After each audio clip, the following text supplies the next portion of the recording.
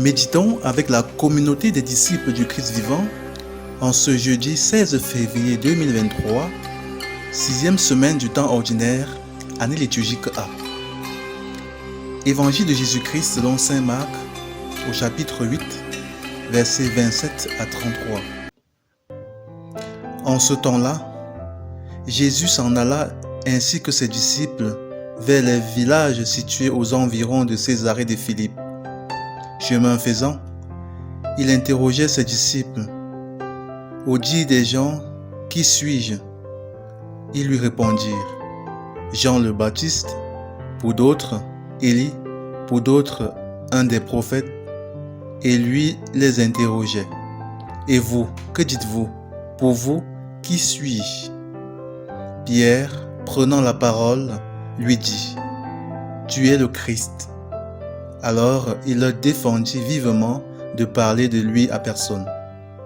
Il commença à leur enseigner qu'il fallait que le Fils de l'homme souffre beaucoup, qu'il soit rejeté par les anciens, les grands prêtres et les scribes, qu'il soit tué, et que 3 jours après, il ressuscite.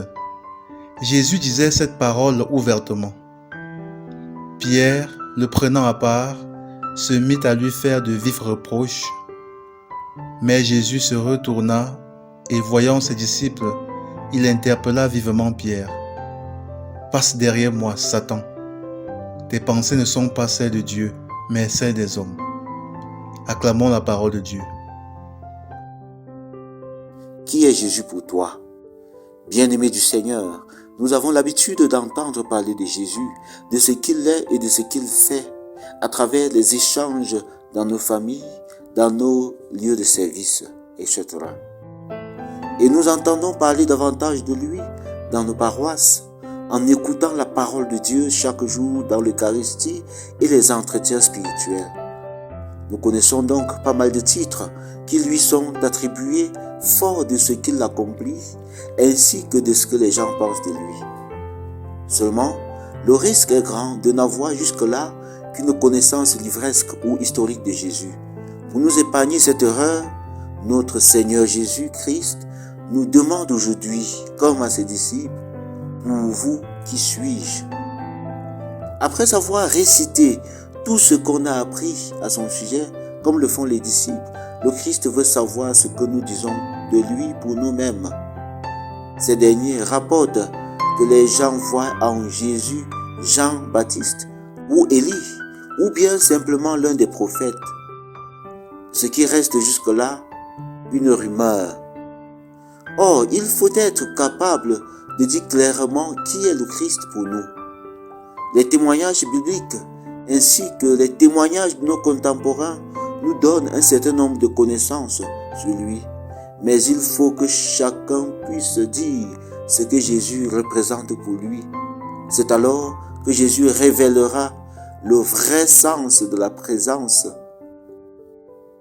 le vrai sens de sa présence en chacun, comme il a fait pour Pierre après la confession de foi que Pierre lui a exprimée.